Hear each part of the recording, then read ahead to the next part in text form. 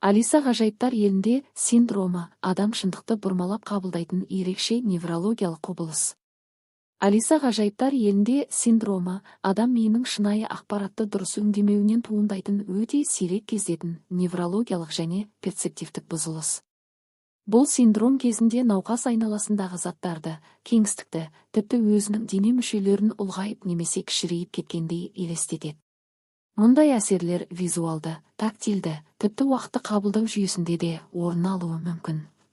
Яғни, адам уақыттың баяу өтіп жатқандай немесе керісінше жылдамдатып өтіп жатқандай сезінеді.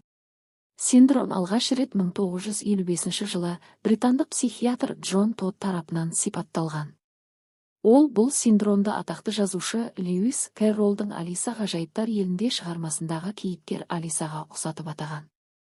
Себебі Алиса ертегіде кенеттен кішірейіп, не үлкейіп кетіп қоршаған әлемді бұрмаланған күйде сезінетін. Кейін белгілі болғандай, жазушының өзі мигрен мен көру иллюзияларынан зардап шеккен екен. Сондықтан ол өзінің сезімдерін ертегі кейіпкері арқылы сипаттаған болуы мүмкін. Бұл синдром қалай көрінеді? Науқас нақты шындықты бұрмаланған күйде көреді. Мысалы, қолы немесе аяғы кенеттен өте үлкен болып көрінеді. Қоршаған заттар өз өлшемінен әлдеқайда кіші немесе алып болып елестейді. Қабырға жақындап немесе алыстап келе жатқандай сезіледі. Үстел немесе орындық ағып бара жатқандай әсер қалдырады. Уақыт тоқтап қалғандай немесе жылдам өтіп жатқандай көрінеді. Бұл сезімдер шын мәнінде жоқ, бірақ адам үшін өте шынайы сезіледі. Науқас бұл галлюцинация емес екенін біледі, бірақ оны тоқтата алмайды. Қандай жаста байқалады? Бұл синдром балаларда жиі кездеседі, әсіресе 5 пен 10 жас аралығында. Балалардың ми құрылымы әлі толық жетілмегендіктен мұндай қабылдаудың бұзылыстары жиі орын алады. Бірақ бұл құбылыстар әдетте уақытша және баланың өсуімен өздігінен жоғалады. Алайда кейбір жағдайларда ересектерде де байқалады. Себептері қандай? Алиса синдромының нақты бір себебі әлі анықталмаған. Бірақ зерттеушілер бұл жағдайға төмендегідей факторлар себеп болуы мүмкін деп есептейді. Мигрен, науқастардың басым көпшілігі бас ауруынан зардап шегеді. Мидың көру және қабылдау аймағындағы қысқа мерзімді өзгерістер уақытша иллюзиялар тудыруы мүмкін. Вирустық инфекциялар, мысалы, Эпштейн-Бар вирусы немесе мононуклеоз кезінде мидың кей аймақтары қабынып, визуалды бұрмалану тудыруы ықтимал.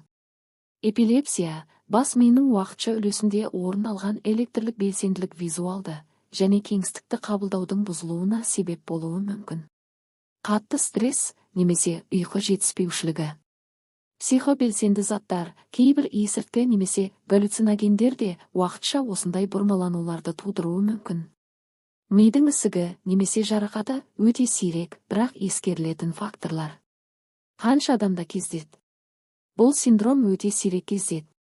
Дәл статистикалық деректер жоқ, бірақ зерттеулерге сүйенсек, әлемде 10 мың адамның ішінде бір немесе 2 адамда кездесуі мүмкін. Бұл нақты диагноз қойылмағандықтан байқалмай қалатын жасырын жағдайлардың болуы да мүмкін дегенді білдіреді. Диагностикасы. Синдромды диагностикалау қиын.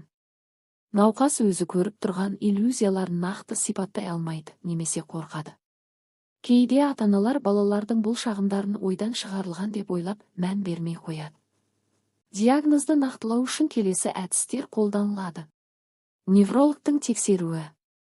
Магниттік резонанстық томография, МРТ. Электроэнцефалография, ЭЭГ, эпилепсия белгілерін анықтау үшін. Психиатриялық бағалау. Емі бар ма?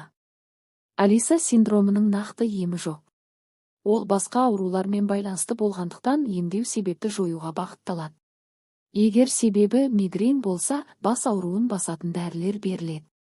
Егер вирус болса, организмді қалпына келтіретін терапия жасалады. Тынығу, дұрыс ұйқы, стресстен арылу өте маңызды. Кей жағдайларда когнитивті терапия мен психологпен жұмыс жасау тиімді болады. Бұл синдроммен өмір сүру. Алиса ғажайыптар елінде синдромы өмірге тікелей қауіп төндірмейді. Бірақ ол адамның психикасына, күнделікті әрекеттеріне, оқуына, жұмыс істеуіне қатты әсер етуі мүмкін. Қоршаған орта түсінбей, науқас өзін жалғыз сезінуі де мүмкін. Сондықтан қоғамда бұл синдром туралы түсінігі артып, қолдау көрсету мәдениеті қалыптасуы керек.